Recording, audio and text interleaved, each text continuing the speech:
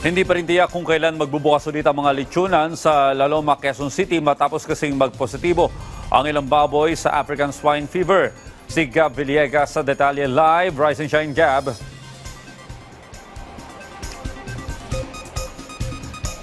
Rise and shine, Audrey. Habang papalapit ang Kapaskuhan ay nananatili pa rin sarado ang mga lechonan sa tinaguriang lechon capital ng bansa matapos magpositibo sa African Swine Fever ang mga nakuhang sample ng baboy.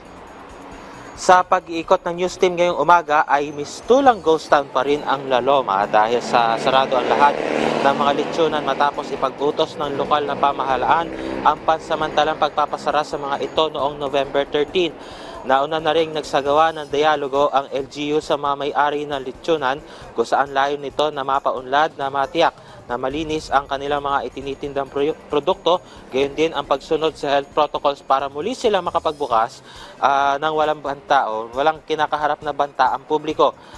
Audrey, mayroon rin tayong nakausap na staff ng isang lechonan dito at ayon sa kanila ay wala pa rin katiyakan kung kailan sila magbubukas muli dahil patuloy pa rin ang sinasagawa ang seminar ng LGU sa mga lechonan pagdating ng health safety. Hindi rin nila tiyak ang demand sa mga lechon habang papalapit ang Kapaskuhan.